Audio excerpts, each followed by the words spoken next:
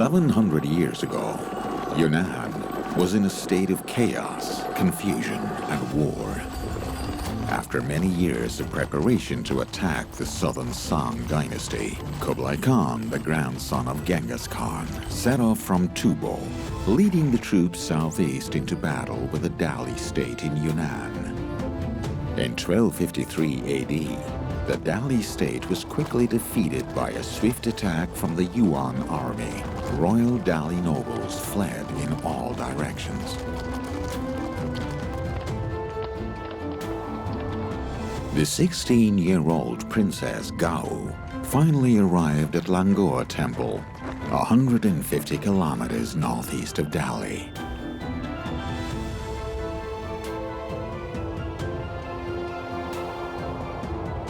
She shaved her head and became a nun.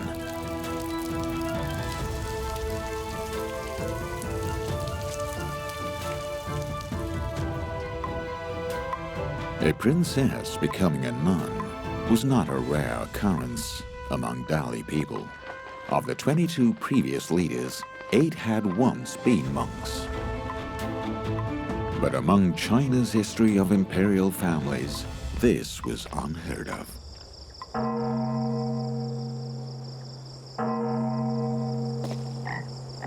Three years later, Princess Gao was completely overwhelmed by melancholy and died at Langua Temple in Yongzhicheng.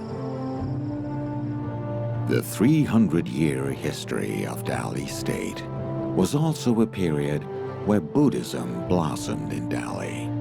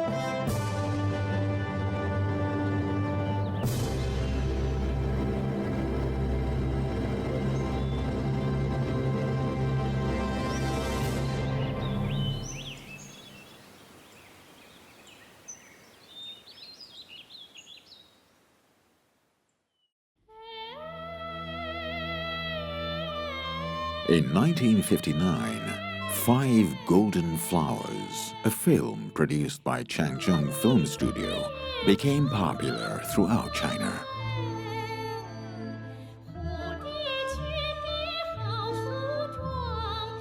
The film focused on ethnic minorities, starring Yunnan-born actor Yang Liken, and was well received worldwide for its beautiful music and lingering love stories.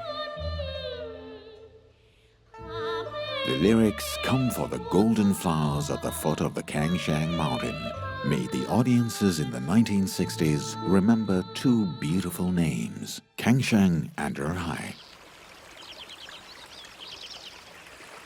However, audiences did not pay any particular attention to Dali at the time.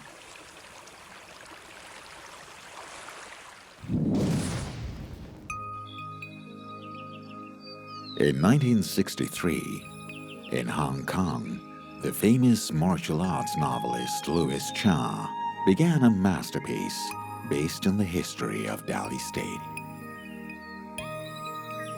3 years later, The Demigods and Semi-Devils was published. In 1983, film and drama productions by Hong Kong and Taiwan studios were first introduced to Chinese mainland audiences after policies of reform. The Demigods and Semi-Devils, a TV drama produced by Hong Kong TVB in 1982, was presented to mainland audiences. The martial arts masterpiece, which had been undiscovered for 17 years, quickly initiated a martial arts fever in Chinese mainland.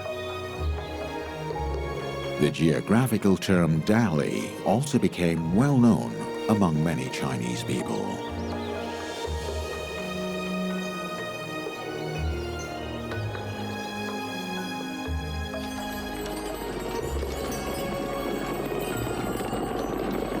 Thousands of years of Chinese culture has always been carried forward with kindness and chivalry.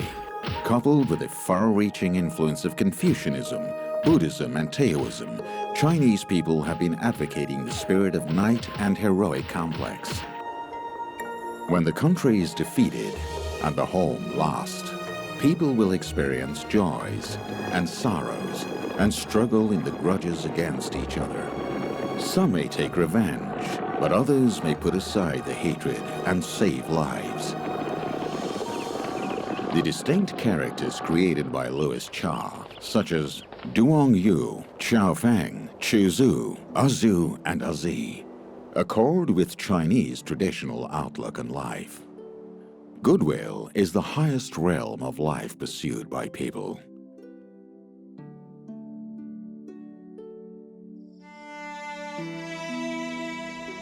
Each time we read this classic novel, we have different reflections on the intricacies of the plot. This is exactly the philosophical charm of Demigods and Semi-Devils.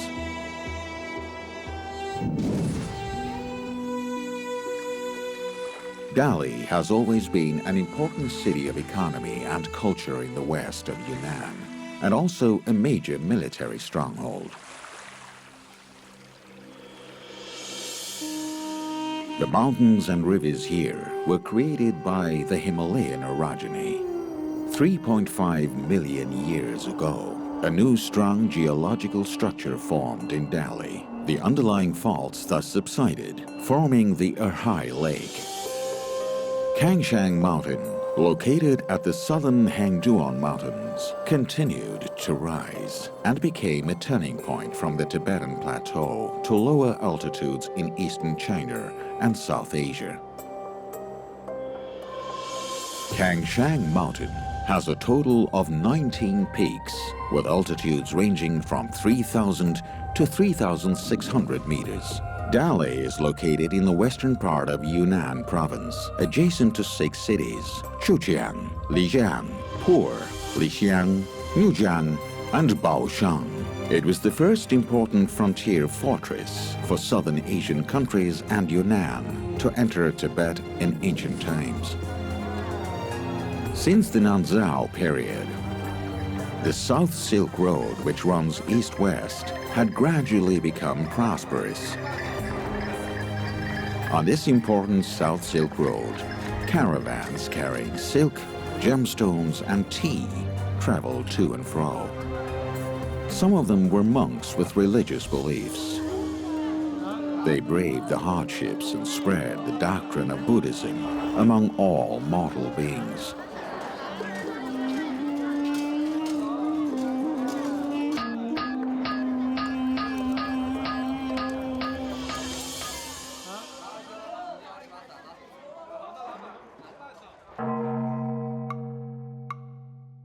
As early as the 8th century AD, Buddhism was introduced to Dali, and temples were built up. During the Nanzhao period, Buddhism began to flourish in Dali.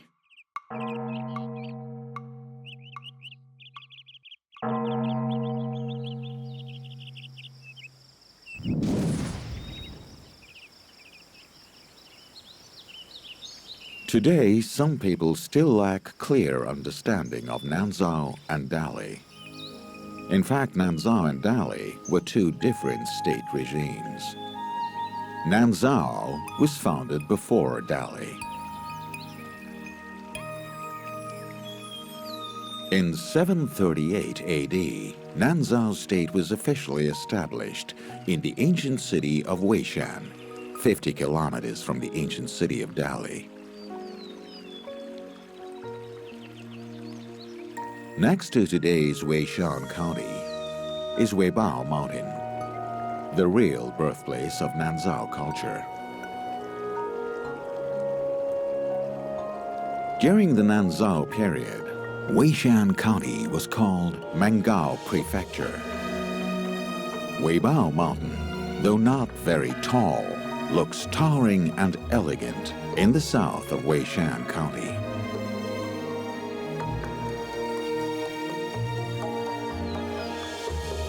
The Central Plains Taoism was introduced to Dali several hundred years earlier than Buddhism. The Taoists had already built Weibo Mountain into a famous Taoist mountain.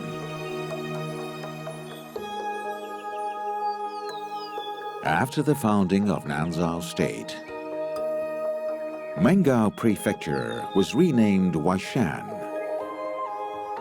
which has been used since.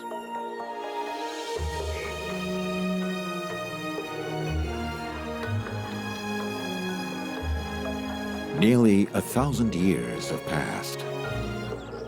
Time did not change the appearance of Weibo Mountain, which is still charming and compelling. Today, the ancient city of Weishan still has a square layout and straight streets. Climbing high and gazing far, the ancient city looks like a chessboard. The ancient residential buildings are like chess pieces scattered on the chessboard. The 600-year-old Gong Chang Tower is one of the most important buildings in the city. Gong Chang Tower is the north gate of the ancient city. After weathering long history, it looks very solemn. A plaque hanging on the tower says, "Outstanding and powerful 6 Zhaos." It particularly reminds people of the turbulent past of Nanzhao State.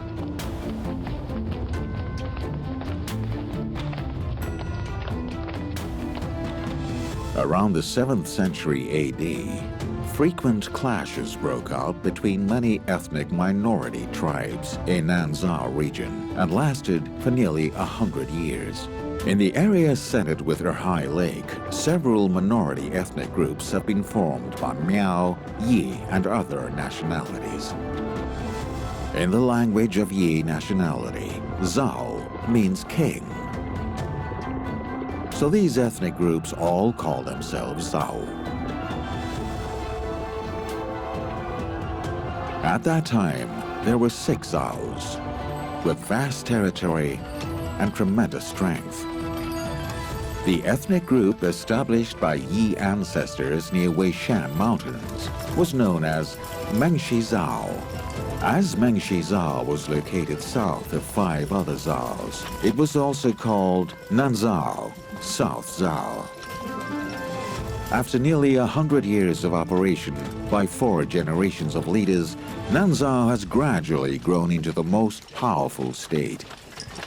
With the support of the Tang dynasty, Nanzhao leader unified the 6 Zhaos in 738 AD, unveiling the beginning of Nanzhao state that lasted for more than 2 centuries.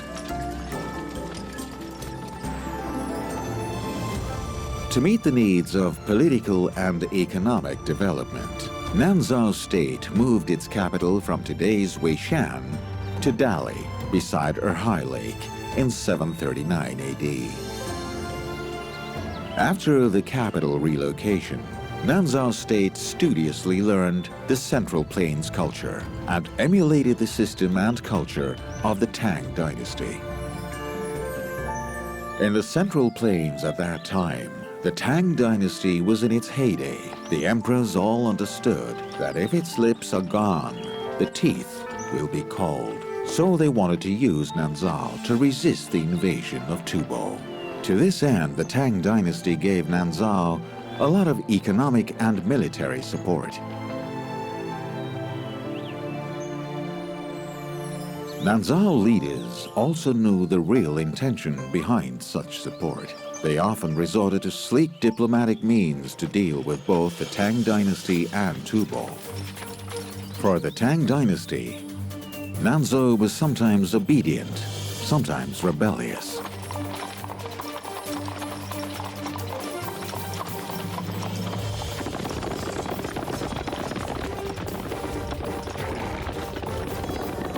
Seeing Nanzhao rebel repeatedly, the Tang dynasty finally decided to wage a war. From 751 to 754 AD, the Tang dynasty twice sent troops to encircle and annihilate Nanzhao state. As the Nanzhao army desperately resisted and the main force of Tang army encountered rarely seen heavy snow on Kangshan Mountain and suffered heavy casualties, both expeditions eventually failed. This was known as the Tiangbao War.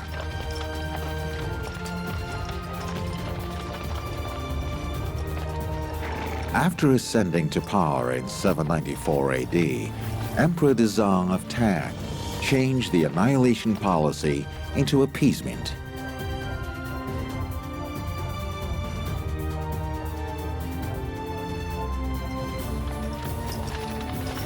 Yuanzi was sent on a diplomatic mission to confer a title of nobility on Nanzhao leader Yi Manchung. The two sides made a covenant. After that, Nanzhou state paid allegiance to the Tang dynasty and became a dependent state of the Tang dynasty. Nanzhao had survived for more than 250 years. Its last 35 years saw changes of three transient regimes. In 902 AD, Nanzhao was defeated and replaced by the emerging Dali state. After defeating Nanzhao state, Duan's family led Dali state to develop farming, encourage textiles, and promote economic and trade exchanges. In fact, from official establishment in 937 AD to being defeated by the Yuan dynasty in 1253 AD, Dali state had lasted for more than 300 years. At its peak, Dali state covered today's entire Yunnan province and part of Sichuan, Guizhou, and Guangxi, and even extended to a small portion of today's Burma, Laos, Vietnam, and northern Thailand. Due to vast territory and thriving economic and trade exchanges, Dali state had been a political, economic, and cultural center in this region for quite a long period of time. At that time, Dali had three important channels connecting to the outside world. The first channel is the South Silk Road that leads to Southeast Asia and India via the Red River. The second channel is Wuchi Road that connects Kunming and Zhaotong to the Central Plains. The third channel is the ancient tea route leading to Tibet via Lingzhang and Zhongjian. However, the economic prosperity failed to save Dali's military decline. In addition, as several generations of Dali leaders believed in Buddhism and successfully became monks, the national strength of Dali state declined increasingly. In 1253 AD, under the leadership of Kublai Khan, the Mongolian army set off from today's Tibet to strike a long-range raid on Yunnan. They crossed Jinsha River on sheepskin rafts to attack Dali, and in the end Dali state was defeated by the Yuan dynasty. In 1274 AD, with the demise of Dali, the Yuan dynasty set up the Yunnan province and moved Yunnan's political and cultural center from Dali to today's Kunming.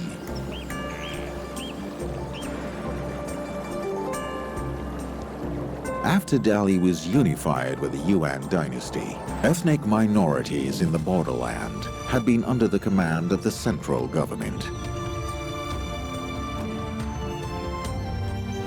The following hundreds of years saw no major wars but lasting peace and stability of the ethnic minorities in the south.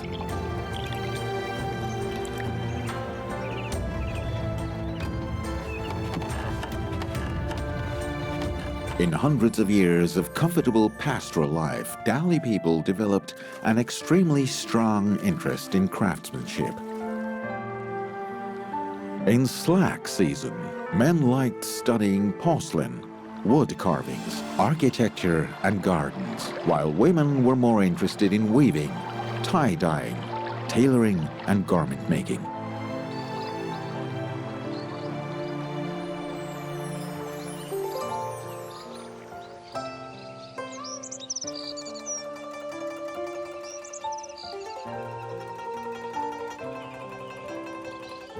In today's ancient city of Dali, there is a garment workshop that inherits the ancient crafts of Nanzhao period. Its name is Nanzhao Cloth Gown.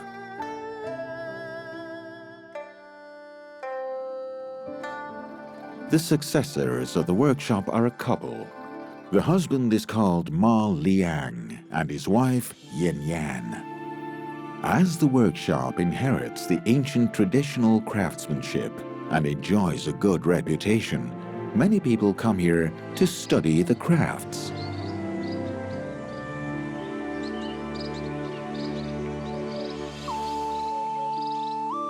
"30-year-old Liu Yahi is one of the crafts learners. Liu Yahi's passion for traditional garment making originates from her understanding of Dali culture and history. Many years of experience in collecting local ethnic elements rewards her inspiration for creation.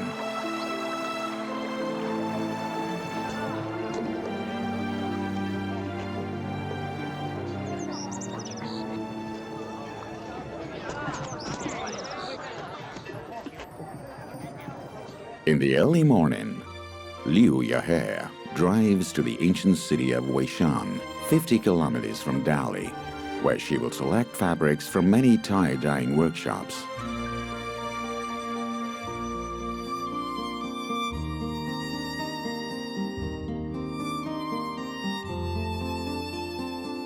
In the ancient city of Weishan, Nanzhao-style buildings have been well preserved, and the tie-dyeing techniques have also been passed on for several thousands of years. Tie-dyeing, an ancient Chinese manual printing and dyeing technique, was introduced here from the Central Plains as early as the Eastern Yin dynasty. It blossomed in the Tang and Song dynasties, inherited by craftsmen and entertainers generation after generation. The tie-dyeing technique here remains genuine and the market flourishes. The process of tie-dyeing is very complex. First, design and make patterns on white fabrics. Then tie the patterned fabric skillfully and put it into the dye vat. At last, rinse the dyed fabrics with clean water and hang them till they dry out. Although each process seems very simple, certain talent and enough experience are required to make the product perfect. The dye stuff used for tie-dyeing is extracted from pure natural plants, such as Radex isitides and Delaware oak bark. Their bright colors and fine luster give tie-dyeing a unique and elegant style. Walking in Dali, beside our high lake, you will see many people wearing colorful national costumes, walking through ancient lanes built on stone slabs. This is not only a symbol of Nanzhao and Dali, but also modern people's yearning for a better life. As tourism is very developed nowadays, national costumes have become a beautiful cultural landscape of Delhi. Modern people are still using archaic ways to interpret the charm of the ancient Nanzhao state several thousand years ago. Throughout the ages, Nanzhao culture and Central Plains culture have been clashing and integrating with each other, forming today's distinctive Delhi culture.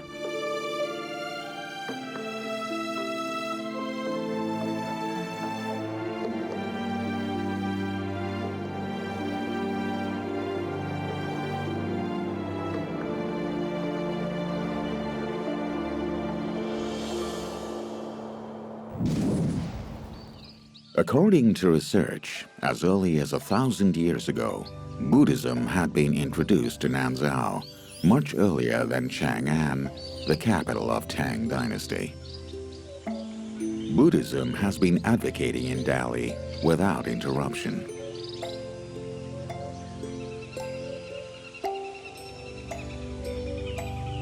Growing up in such an environment, Liu Yahe has also become a devout Buddhist.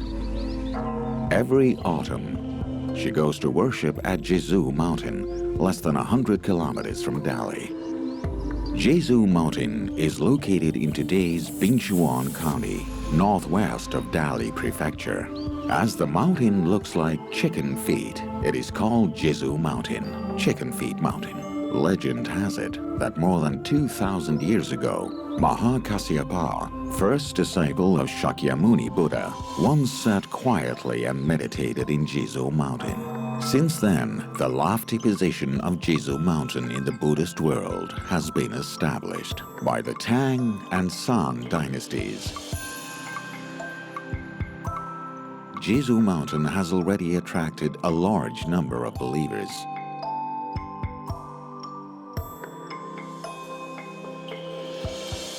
According to records, among the 8 Delhi leaders who abandoned their thrones to become monks, 3 came here for spiritual practice and meditation.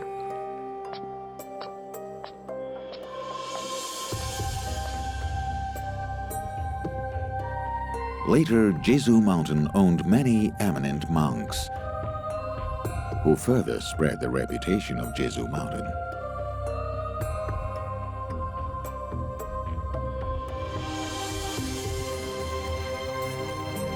At this time, Liu Yahe has climbed into Weibo Mountain. She looks away and sees everything underfoot. With peaks rising one higher than the other, and the soughing winds in the pines, Weibo Mountain is a perfect place for spiritual practice.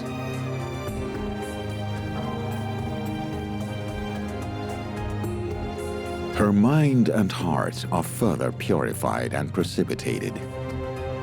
This is why she's obsessed with and fond of Weibo Mountain.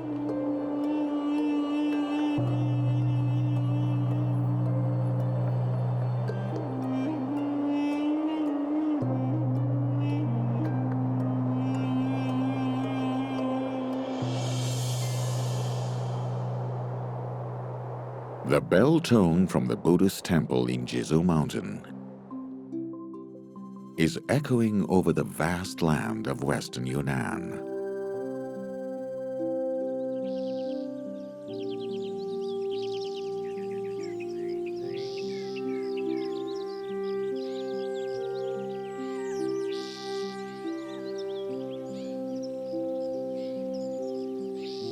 After returning from the worship tour, Liu Yahe goes to Jiangchuan, the hometown of wood carvings, to select wood carving material for the decoration of a new studio.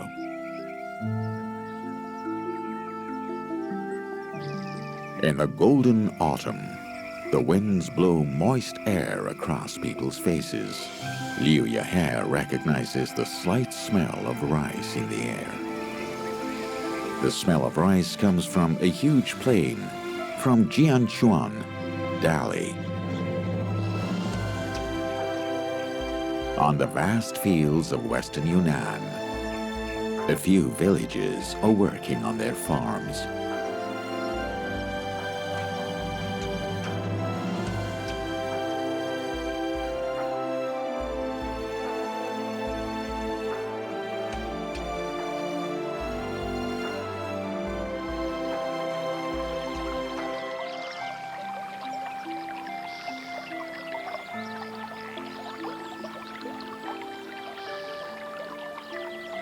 Going further, a blue lake instantly catches Liu Yahe's sight.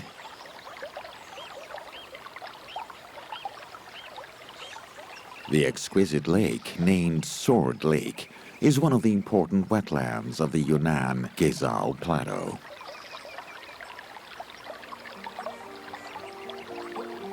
Sword Lake is a fluviatile lake connecting Yinlong River in its head and Haihui River in its tail.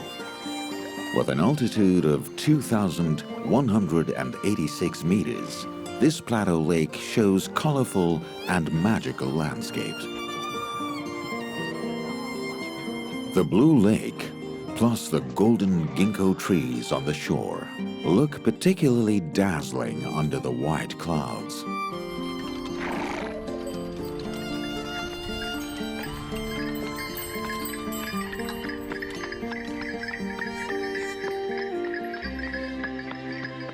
Jiancheng is a place where people can enjoy leisure and natural simplicity. There are many ancient towns and caravan stations. Shachi is an entertaining place where you can still hear claps and bells. Shachi has been an important caravan station connecting Yunnan to Lijiang and Tibet for several hundred years. Legend has it that during Ming and Qing dynasties, the streets here were filled with caravans, and in its heyday, Shachi was often full of lights and a hubbub of voices. Today's Shachi town has many well-preserved Ming and Qing-style buildings and historic sites. Strolling through the streets of the ancient town of Shachi, one may feel like traveling through time. On the same day, 1,000 years ago, caravans were busy walking through the lanes.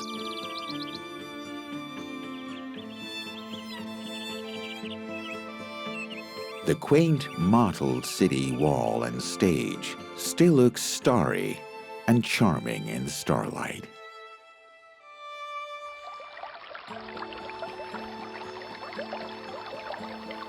At dawn, when the sun slowly rises from that side of the mountain, some ladies show up on the stone bridge to wash clothes by the river. They look free and easy. Shepherd boys are heard singing melodiously by the creek.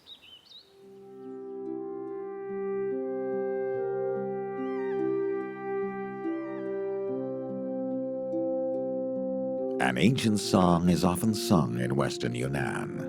Liqiang's rice cake, Heching's wine, Jianchuan carpenters walk everywhere. Therefore, the reputation of Jianchuan wood carvings have been spread far and wide for hundreds of years. Jianchuan's carpenters work hard all year round and generally are not very talkative. They are good at using wood as a medium and beautiful wooden carvings as a messenger to express their lives and convey emotions. Liu Yahe has found a skilled craftsman to make wood carvings for her. She's looking forward to the style and appearance of her new studio.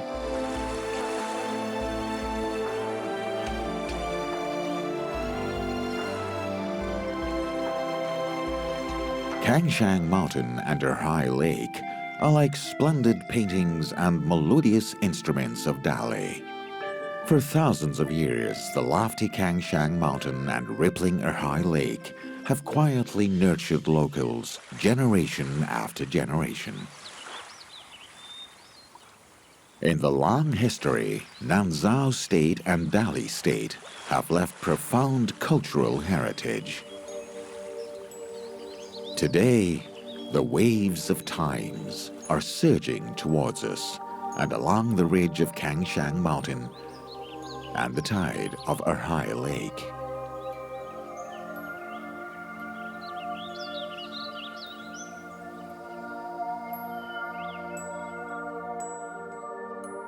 The past has passed, and the future is intensely bright.